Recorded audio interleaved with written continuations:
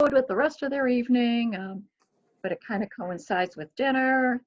So we're always debating about the best timing for our presentations as well.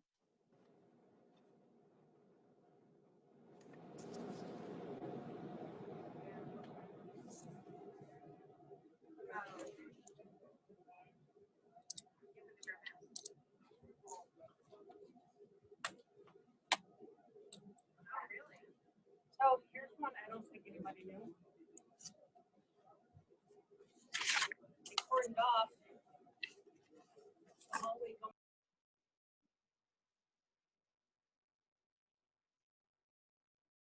Let's see. Although, you know, Karen, I do miss that in-person human contact that we all crave, and we don't have that with these virtual presentations, but I did hear tonight was going to be record-breaking cold. So I think maybe we'll all be happy we're in the comfort of our homes with our heat turned up, or those that have fireplaces, maybe sitting near that. Yes, it has felt like winter these last couple days. Yeah. Whereas January's been pretty warm. Yeah. We're reminded that we do indeed live in New England.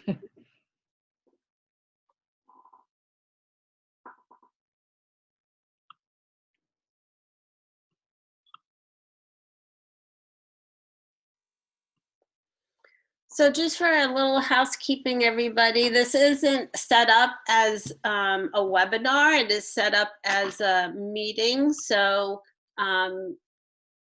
you'll notice that you do have control over your video, and it's certainly if you're in your PJs yet or relaxing with a glass of wine and you don't want to show yourselves, you can certainly keep your videos off. That would be fine.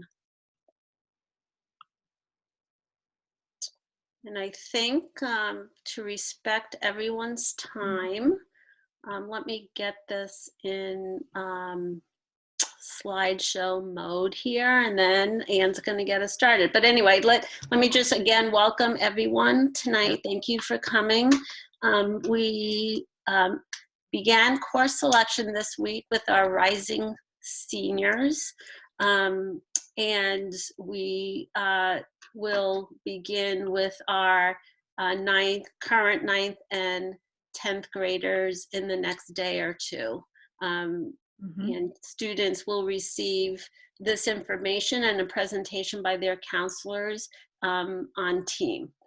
So that begins, I believe, 9th graders will receive the presentation. They may have even started today, but certainly by tomorrow, and then 10th graders Monday and Tuesday. Great. Okay, so let me get this started here. I always get a little nervous when I am, of course. Uh-oh. Okay. When I have multiple screens up. Exactly. Great. So you can see this pretty well, right? It's perfect. Yeah. Great. Okay, let's get started. Great. So I happen to love course selection, so I'm very happy to be part of this presentation. I'll go over the first part of the slideshow with you, and then Karen will take over from there. So you'll definitely be hearing from both of us. I'm Ann Burke. For those of you that don't know me, although you can probably see my name on the screen. And this year I'm the school counselor for all of the students on 10C. So I have 10th graders this year, although in the past I've had 9th graders as recently as last year. And so definitely am familiar with all the different stages of course selection. We have a couple of agenda items, as you can see on the screen. Talk a little bit about graduation requirements, which are sometimes distinct from what colleges might expect. So we'll do a little bit on college admissions expectations. We're going to refer to the program of studies, which is also on our website. And then we'll talk about schedules both for our rising 10th graders, i.e. current 9th graders, and then the schedules as well for our rising juniors who are currently 10th graders. There is an online step that the students will need to take over the next 8 to 10 days, and we're hoping you'll be a part of those conversations with them.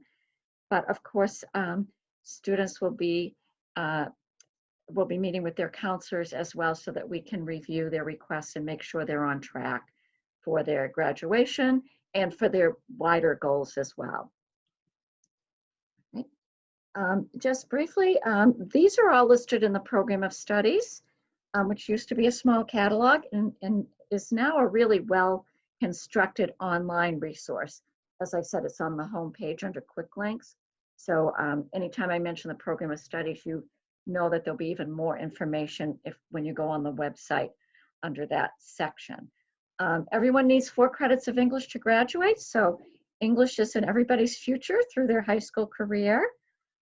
Math is a little bit harder to succinctly define because although you only need 3 credits to graduate, you do have to take math every year that you're in high school. So most students who pass their math classes, which again is the vast majority, will actually end up with 4 credits of math, although only technically needing 3.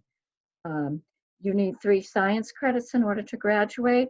One of them has to be a life science, which sophomores take, called living systems, which is also called biology in many places. And then physical science is usually accomplished in the freshman year with the earth science systems class that your 9th grade students are now taking.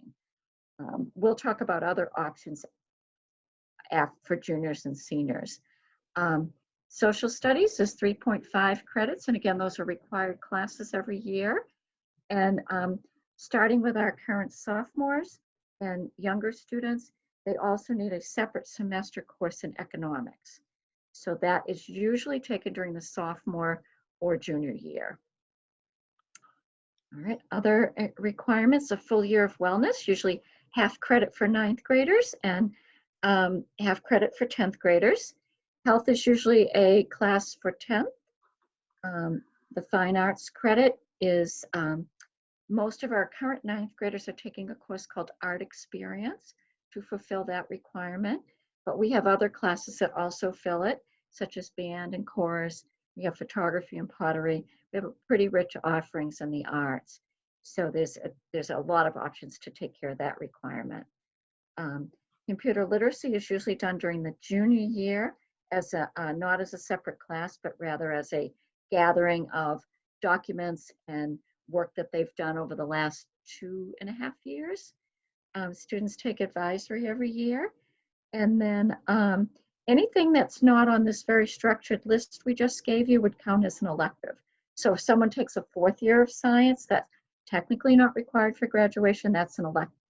But there are also a lot of electives in sort of non-core areas, and we'll give you some examples later in the slideshow. Yeah, and I would just add to that, Anne, that this is, why that word is on top is minimum. So these are the minimum requirements to graduate. Most of our students will certainly have more than the minimum. Right. All right. We also have several non-credit bearing graduation requirements.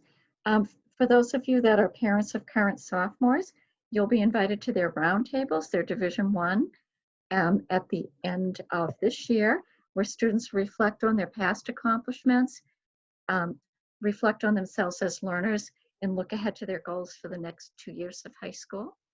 A part of the junior English and social studies classes involves doing a research project, so that's our JRP. Juniors also do a post-grad plan, largely in advisory and in individual meetings with their school counselors as well. Senior project is a famous tradition at Souhegan, so that is definitely in the future of your students. And then we do require 40 hours of community service, minimum 40 hours in order to graduate, although we're proud to say, at least in non-pandemic times, many of our students do more than 40 hours. And of course, we're proud of all the work our students do for the community. All right, I'm going to start by talking about a 10th grade course selection for the next couple slides, and then we'll move on to juniors. So for parents of current ninth graders, these classes that you see on the screen now are definitely in your students' future, as an imminent future for next year as sophomores. Sophomore year is when the students take care of the U.S. history credit that's required of all students in the state of New Hampshire. We call it American Studies under the Social Studies Department. And that is taught often in an interdisciplinary way with their English class. So for example, my sophomore team now is reading The Great Gatsby, which was set in the 1920s. And at the same time, they're learning about the many historical events that took place in the United States during that decade. I mentioned earlier that sophomores take their life science, which is a biology class. So that's another common thread that's part of their team classes. And for sophomores, the fourth period of the day on team is taken with a half year of wellness. Again, that's our word for physical education, and a half year of health, both of which are graduation requirements. So those are their 4 periods of the day on team. For sophomores, will be a change from ninth grades. Math is taught off team, so there'll be a mixture in the math classes of students from other teams, as well as possibly some juniors as well. So those are sort of the 5 courses that they all have in common as sophomores. And we're just giving you an example of a sophomore schedule. We don't know yet what period of the day any of the classes will be offered. So I always say to students, I'm talking about slots here. Your math could be period 1 and your world language could be period 2, but just for the purpose of counting and making sure that we have all the credits that are required for our soon-to-be sophomores, we're giving you a sample schedule. As I mentioned, we're looking at the team classes in the morning on this sample schedule. Every student will have lunch and advisory. Math is off team. Many students do continue on in a world language. Most commonly this year has been French or Spanish. And we're potentially going to bring Latin back next year based on how the hiring process goes. If we can find a Latin teacher, that could be an option.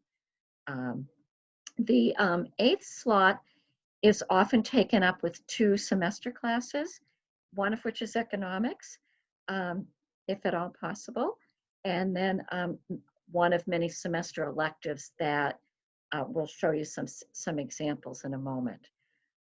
Many of our students benefit from taking a period of academic support, and that will definitely be available to all sophomores with a support from the learning specialists on team, their team teachers. We actually call it SABRE support for that group. And many of those might do that instead of a world language, for example. So this is a sample schedule with as many variations as there are students, which is why we're happy that we can meet with everybody individually to work out their needs and the best schedule for them. All right. So I'm going to move on to our rising juniors. This is where student schedules start to vary much more from student to student. The only classes that juniors have in common with each other is everybody takes World Lit and World Studies. Those are the required English and Social Studies classes for juniors. And much like the American Studies and the American Lit classes that we have for sophomores, the World Lit, World Studies are often taught in an interdisciplinary way. And then again, in the spring of the junior year, they'll do that junior research project. So that's done under the umbrella of World Lit and World Studies. Again, many variations. If junior wishes to continue in their world language, that's obviously encouraged. They will definitely continue in their math, and they'll choose from one of many science classes. And as you can see, there's a little more wiggle room with electives for juniors as opposed to freshmen and sophomores. So I guess this is probably a good time to add that, and maybe I should have started with this in the presentation, but we are planning for a normal school year next year. And I think everyone is hoping for that. So we are planning for a normal school year. I know that many of our 9th and 10th graders are not participating in some of our normal electives that they would have Yes. if we weren't dealing with this COVID crisis. In addition to that, there is a proposal currently for some changes to our normal schedule. So that's in the works. We're hoping that in the next month or so that we'll have final decisions made about that. But there is a possibility of the schedule changing a little bit. Okay, thank you, Karen. That's a great point. While we're kind of looking at this sample schedule based on what we've done in the past and as close to what we can predict as possible, but knowing that there could be some tweaking. Right. We do like to take a moment to talk about math because, like I said, that is in everyone's future. The math classes do have pretty strict prerequisites. For example, we don't want a student taking Math 3 who hasn't had Math 2, given the sequential nature of the math curriculum. The teachers will provide recommendations as to whether a student's ready to move on to the next level. And also, as they get to be juniors and more so seniors, there's a number of choices to take. For example, if a typical, say 75% of our freshmen will take Math 1, those 75% will most likely be in Math 2 as sophomores and Math 3 as juniors. So that's pretty straightforward. But once a student has finished Math 3, you will see in a moment there's a number of options as to what the best next course is for them to take. So we depend heavily on their math teacher to provide all of us with some guidance about that. Many of you have probably heard of the fact that we do have a math acceleration program. So for example, a 9th grader who's in Math 1 doing really well, really showing strengths in that area, might want to accelerate through Math 2 and therefore leap ahead to taking Math 3 as a sophomore. Or somebody taking Math 2 this year might want to accelerate through Math 3 and move up a level the next year. That program usually begins in February. And I hope if you have students interested in kind of moving forward with that program, there will be a night that Ann Swift, our math department coordinator, will be offering, I would say within the next 1 to 2 weeks, to explain to parents how the program works, what the commitment is, which is pretty significant. Karen and I can tell you that from the many students we've worked with. They usually start doing work for their next level in February and work throughout the spring and into mid-July. So it's definitely a big commitment, but many students have benefited from doing that. And, we will let you know when those meetings are with Ann Swift. Okay. This is our math progression chart. As I said, typically the most straightforward is your Math 1, 2, and 3. But for those of you, for example, that have sophomores currently taking Math 3, those that are very strong in math and want to move forward in the traditional curriculum might find themselves in Introduction to Calculus, which is the first box on the left. We also have Pre-Calculus as an option, which is similar to Intro to Calc, but goes at a slower pace. Still a very valuable curriculum. We also have options to take statistics, financial algebra, which has a lot of practical applications, and AP Stats. So that's a pretty typical progression depending on a student's interest. But for example, if you will look to the far left, in order to take AP Calculus, a student has to do Intro to Calc prior to AP Calc. And if they choose Pre-Calc, they'll need Intro to Calc after that. You can't skip from Pre-Calc to Intro, and statistics is kind of its own pathway. So again, we will have a lot of individual conversations with students about their next best option. But again, for a good number of people in this group, your Core Math 1 students as 9th graders will move to Core Math 2 as 10th, and your 10th graders taking Core Math 2 will, in the vast majority, move on to Core Math 3. Okay. All right, now we like to talk about science individually as well, because once you've done the Earth Systems class as a 9th grader, and then biology as a 10th grader, there's a wide range of choices that our juniors can look at for their science class as juniors. I would say a good number of people take chemistry.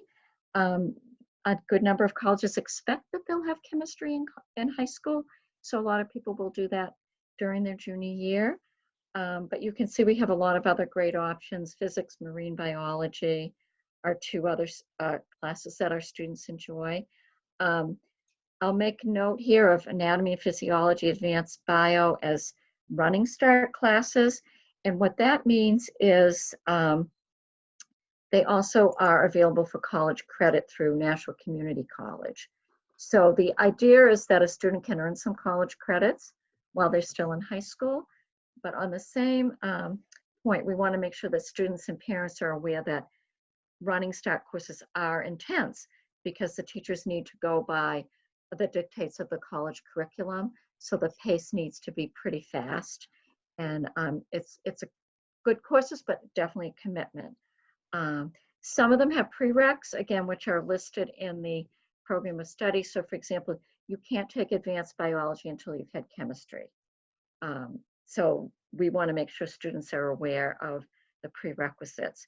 You'll see we also offer 2 engineering classes. That appeals to a number of students, people who love hands-on projects, gravitate towards engineering, as well as students who might be considering careers in engineering and want to get a taste of the design process and planning, while they're still in high school.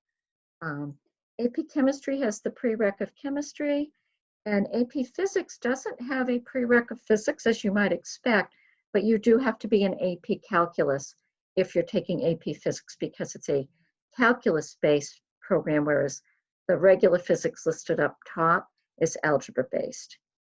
Yeah, so again, environmental, we just have a lot of good choice. We have a strong offerings in science.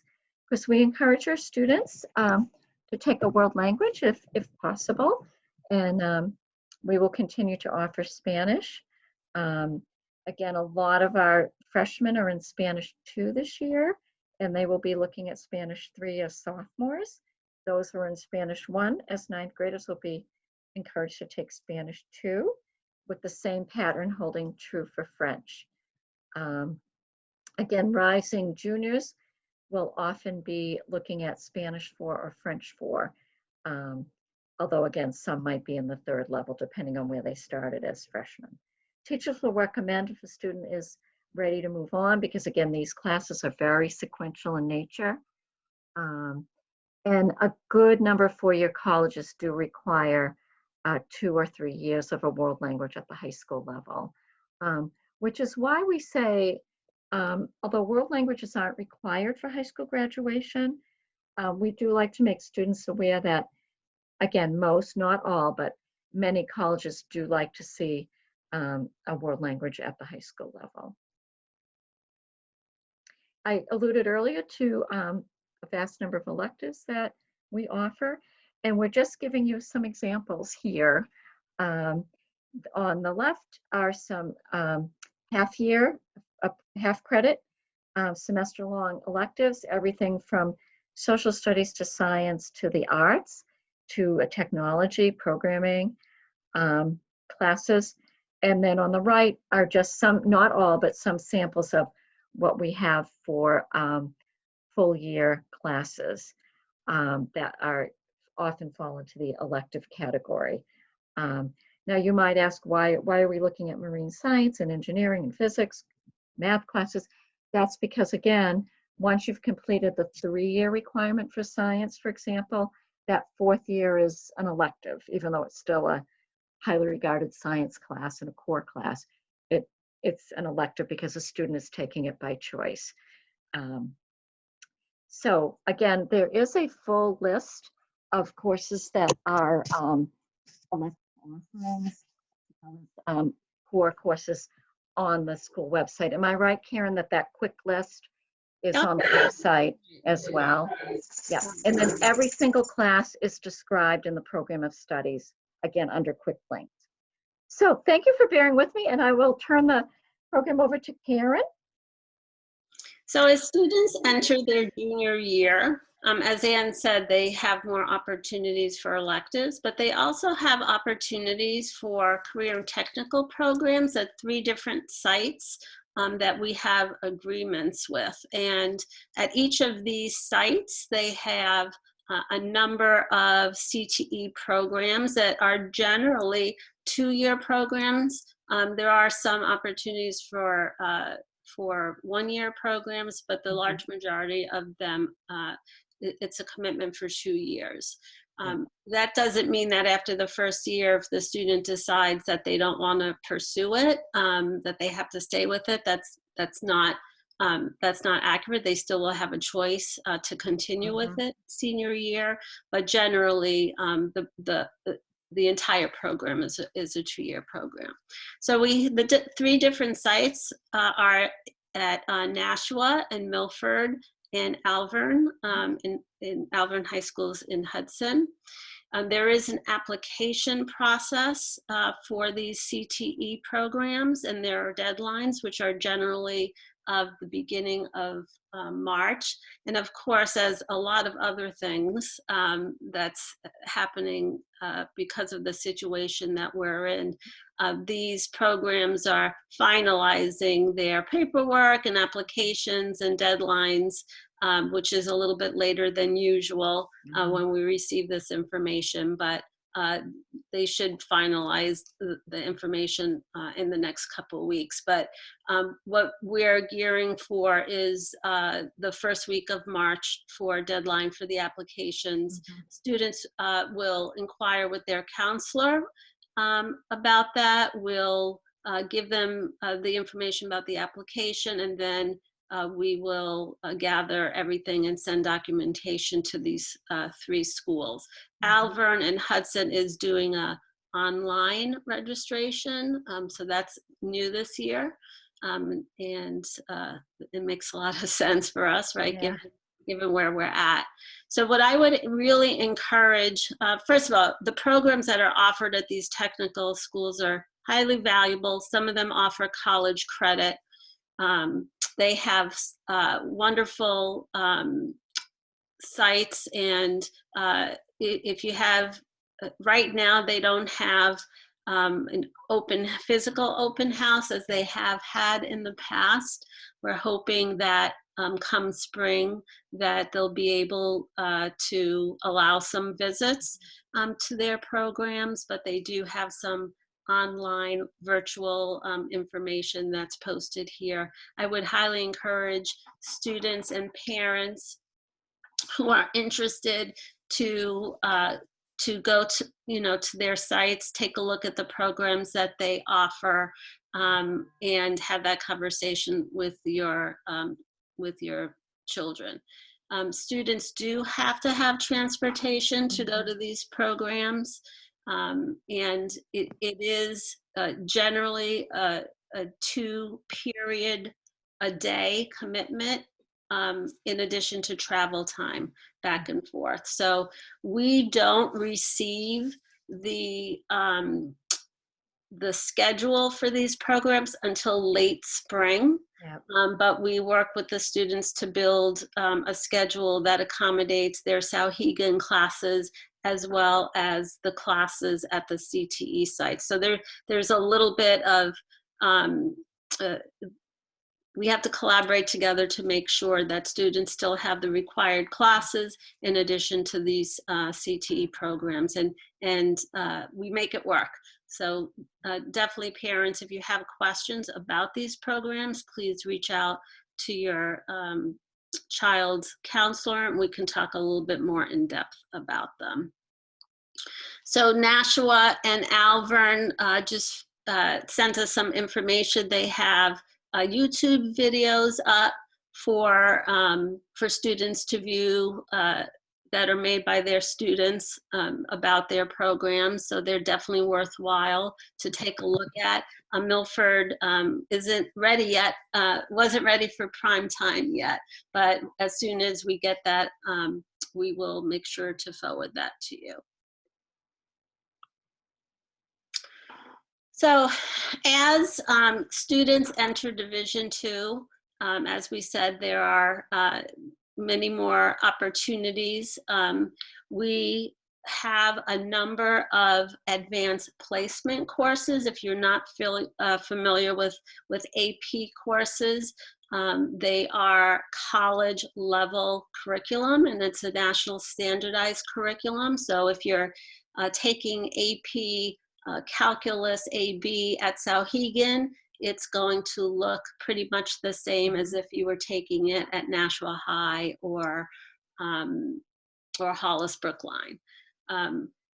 They are rigorous classes, and again, they are college level curriculum. There is a expectation of students taking the AP exams, which happen in the first couple of weeks of May. We don't require it, but we certainly encourage it. Colleges that the students attend after Souhegan may award college credit for specific scores on AP exams. Students need to know that the work in AP begins at the end of June. So most all of our AP courses have summer work that teachers assign, and that's communicated. What that looks like will be communicated at the end of the school year. So, in choosing classes, we do recommend that students choose the most rigorous course load that they are able to handle. So it does not look the same for each student.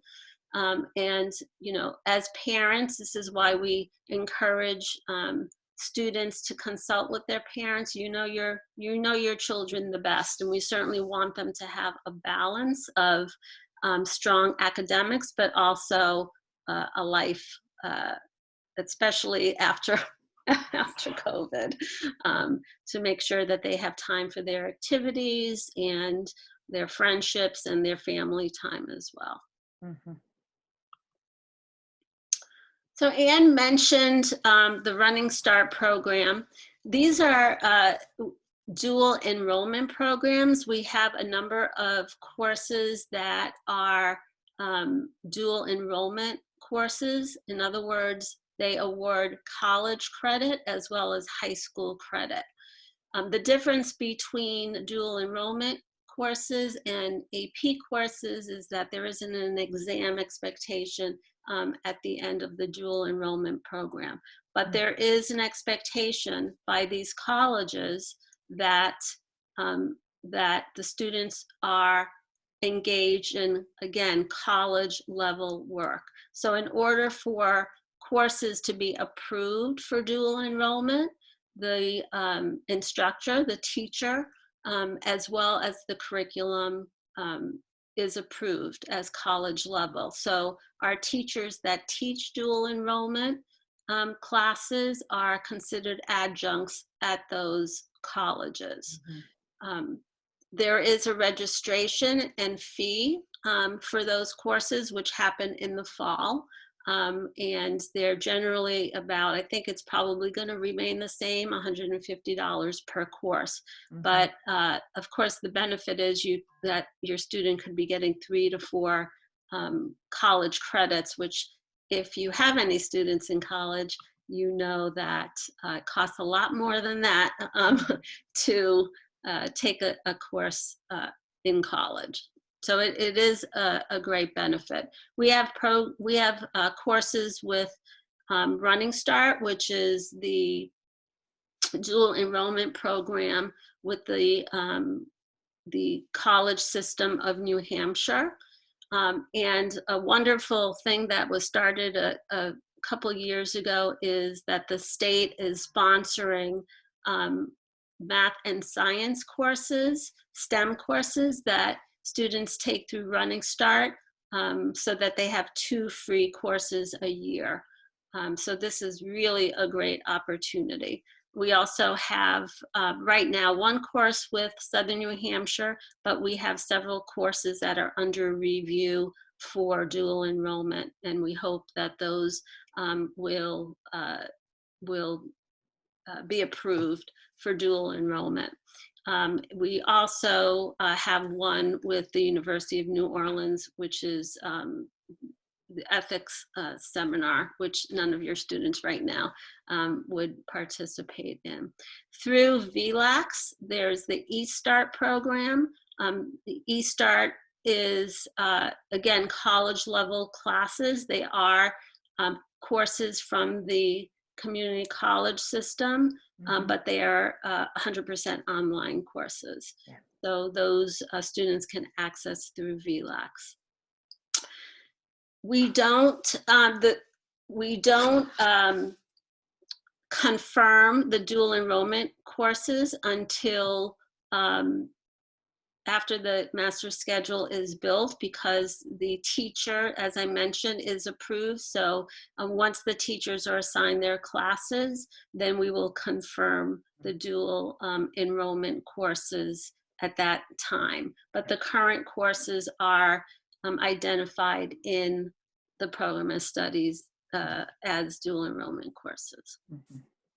It's a great opportunity, but again, want to make sure everyone clearly understands that this is college level curriculum. So the rigor in these courses are definitely can be challenging. Oh, I keep saying that word rigor, right? And here it is. So as I mentioned, we really encourage students to pursue a rigorous course load. One of the things that it's really important to know, and I know maybe some of you 9th grade parents may say, oh no, you know, I can't believe you're talking about college already. But I think it's super important to know that the minimum graduation requirements are not often the same as what colleges require for admissions. So we are sometimes talking about 2 different things. The good news is that the large majority of our students at Souhegan High School pursue a college prep program. So they have much more than the minimum requirements.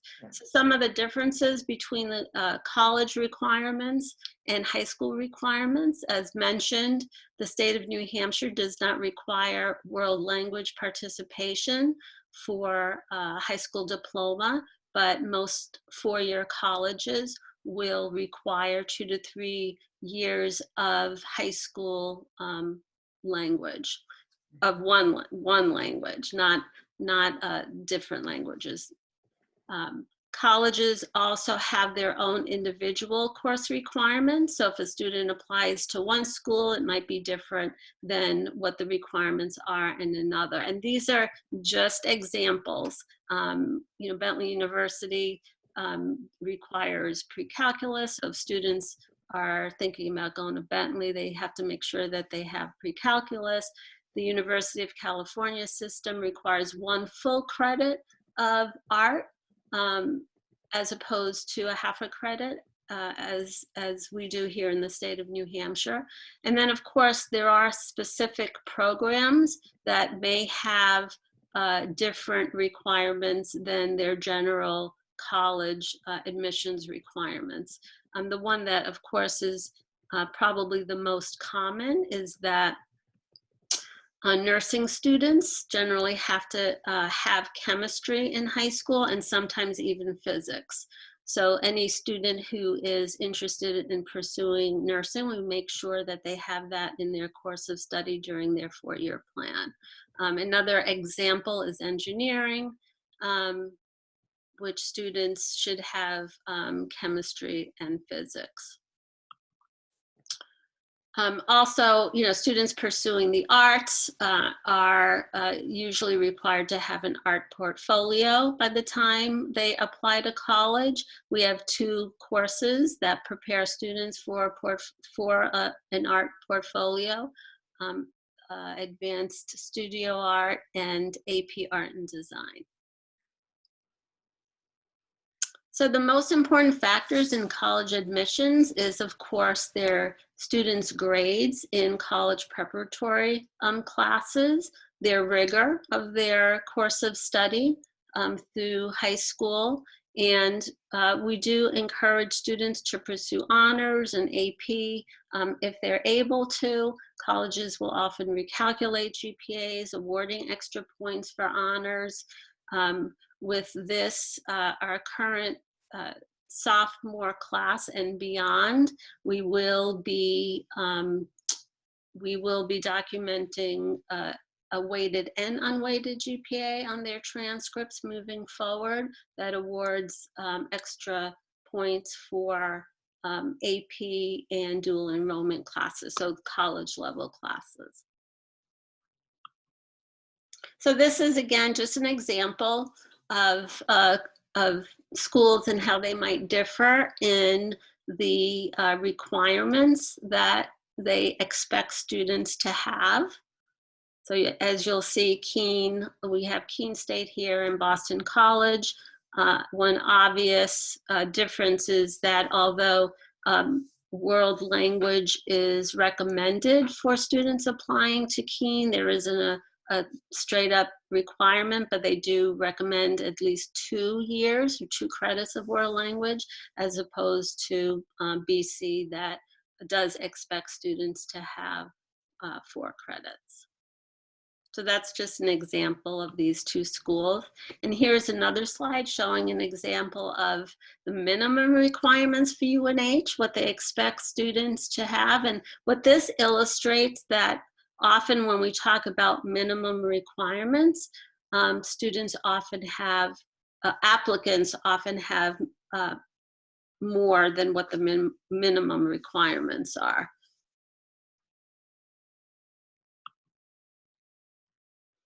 Some other opportunities that our students do have, some of your children already participate in VLAX courses. VLAX is a charter high school in the state of New Hampshire that's free to New Hampshire residents, and they have a number of online courses, so that's available to students. We do assist students in pursuing independent study if that's their desire to do so. And that's especially true for students who might want to study something that's not offered at Souhegan and create their own course, pursuing their passion. There is a process to that, and a plan gets developed with our ELO coordinator, Kim Omenson. Students also can pursue work study. There is some community service learning that happens, and internships. Kim will assist students in pursuing those interests if they have them. So the first step for students who want to pursue any type of ELO would be a conversation with their counselor. And then at that point, as they solidify their plans and with Kim, and at that point, then we would add that to their schedule for next year. But there is a pre-approval and application process for these ELOs.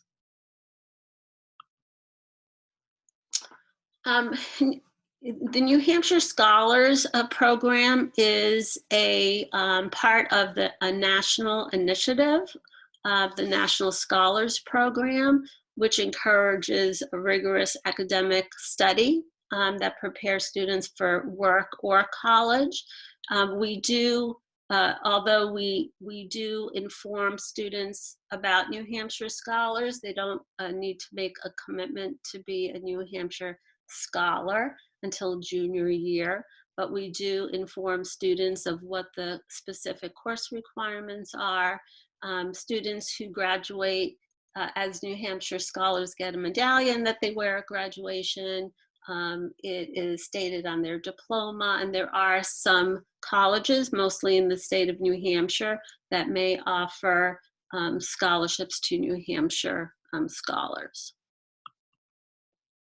There are 3 pathways for New Hampshire scholars. There's the general pathway, which most New Hampshire scholar students participate in, but there's also New Hampshire scholars with a STEM emphasis and New Hampshire scholars with an art emphasis, and they have a little bit different requirements, addition to the general pathway. So in selecting their courses for next year, one thing that you probably know, I hope, is that our counselors spent about 3 days, Anne, it was about 3 days working with their teams, their 9th grade and 10th grade teams in a career unit this past month. And as a kind of a first step before a course selection process, so students can kind of start to think about life after Souhegan and what that might mean, and if they have plans yet or goals for what they would like to do after high school, which I just want to assure parents, most students don't know. So if your student is not sure yet, please don't be concerned. That's normal.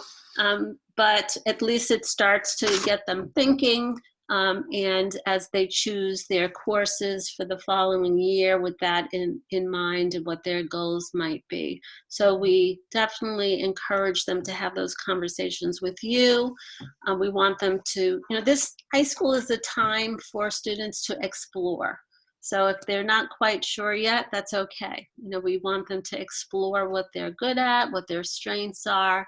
And all of that will come. I assure you, it will come. I have 3 kids and they're all actually employed. So it does happen.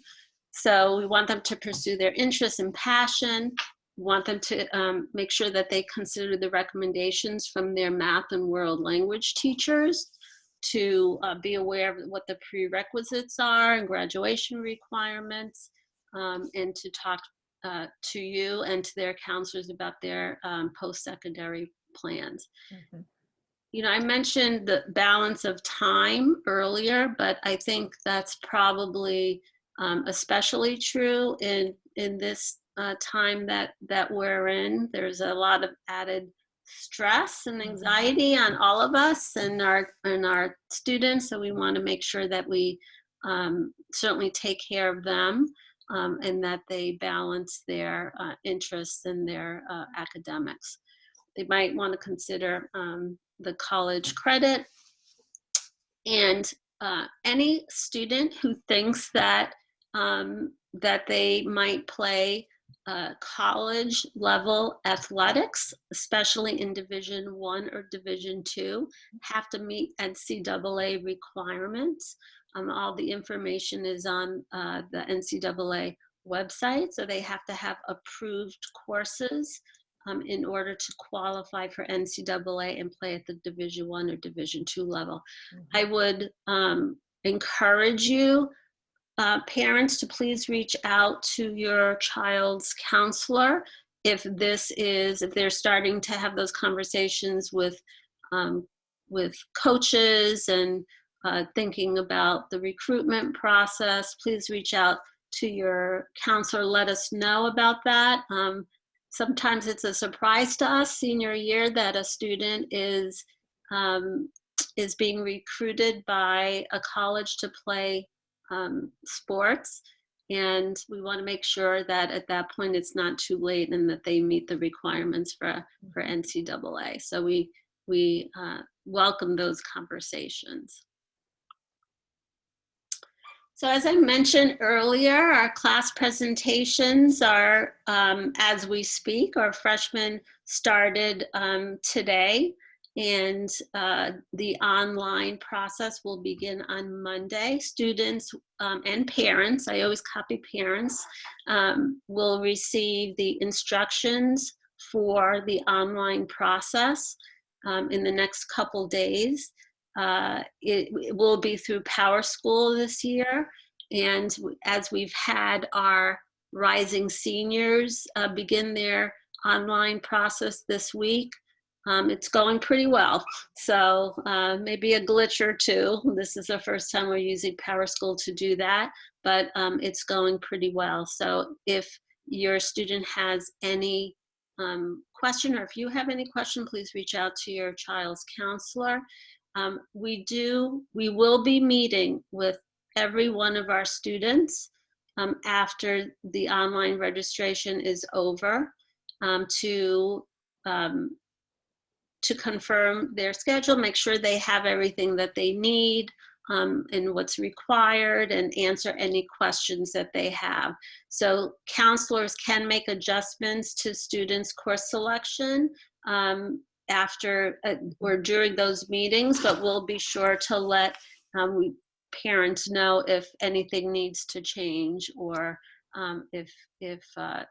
or to answer any questions that you might have.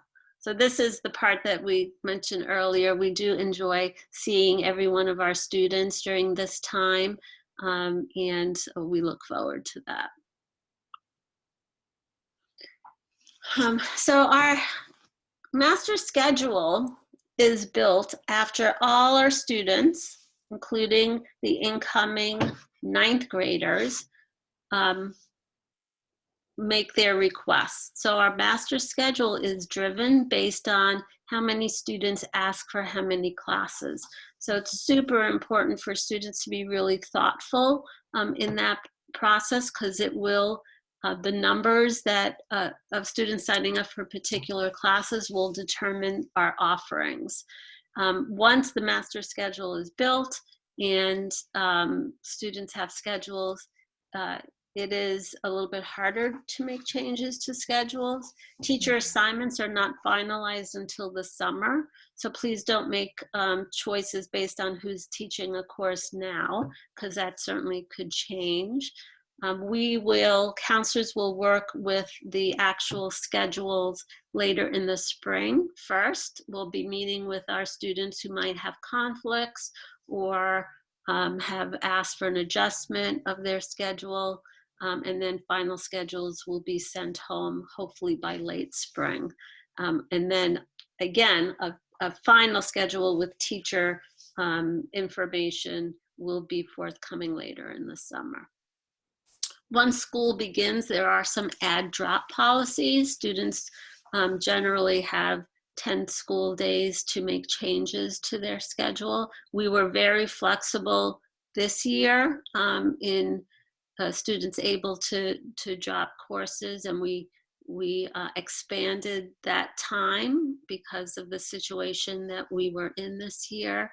But I expect things to hopefully be back to normal next year. And yeah, so reach out to your child's counselor if you have any specific questions or concerns. And I wasn't able to see the chat. I don't know if there were any questions in the chat that Yep, I answered one of the questions, and the other one has to do with when of the program of studies will be available, and it's available now on our school website under quick links. So you can look at it right after this presentation if time allows, or whenever you, So the 2021 was on the website until, was it yesterday? And now the new one is up as of yesterday, correct, Karen? Yeah, so the one,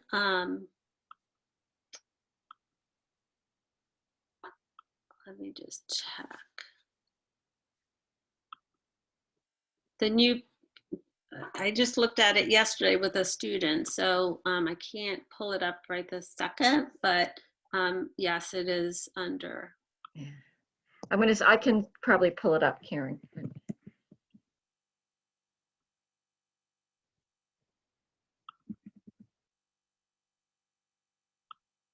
Any other questions, Anne? Nope, those are the one I answered individually, and then you know what, Karen, I think the issue is it accidentally says, no, 21, 22, that's correct. Yep, it's right there under quick links. Yep, yep, so it's good. Looks very nice, by the way, to all those that worked on it. I would say that. So there was a question about math. So students, it is a state requirement that students should be enrolled in English and math for each year that they are enrolled in high school. So even if they have a math credit coming from the middle school, they still need to be enrolled in the way it's stated in the state of New Hampshire is a math experience. So there are a couple of classes, I can think of chemistry and physics, and maybe engineering that would be qualify for that math experience. We also have a couple of semester math classes that students can participate in senior year, but they definitely need to be enrolled in a math class or experience senior year. Mm-hmm. Great. So that's true for English and math, regardless of how many math credits they have. Someone is asking as well a very good question, so thank you for that.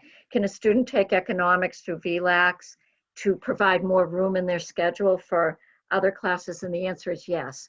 We had a good number of our current 10th graders do that this year with success. So as long as your student is a good self-directed learner and willing to pace themselves, that could be a really good option. And VLAX offers a great course that we would approve. Yeah, and I probably would recommend for students who are interested in that maybe they begin that course in the spring so that they can work on it throughout the summer. I think that might be a good opportunity for students. One thing that happened with VLAX this year, as you can imagine, and some of you might know if your students tried to register for a VLAX course, because there were so many schools that were remote and or had a limited number of courses or had some flexibility like we did in the number of courses that students enrolled in. Many students registered for VLAX courses. So VLAX had a run on their courses, and many courses were closed and students weren't able to get into courses. My understanding is they've hired a number of teachers to accommodate for that, and now classes are, I checked the other day, and classes are open again. There might be some wait lists on some courses, but if your student would like to pursue a VLAX course, they do have to have that pre-approved, so I would make sure that their counselor is aware, but then I would encourage maybe registration for that later in the spring. Yeah. Great. Okay. All right. Well, it's great to see you all. Thank you for coming. We really appreciate your time, and I think your kids are lucky to have you willing to do this for them. And we'll look forward to working with them over the next, well, really course selection, even though there's some tight deadlines, it can go on for a while. So we're looking forward to those interactions over the next weeks, and then as things come out in the spring, over the next months as well.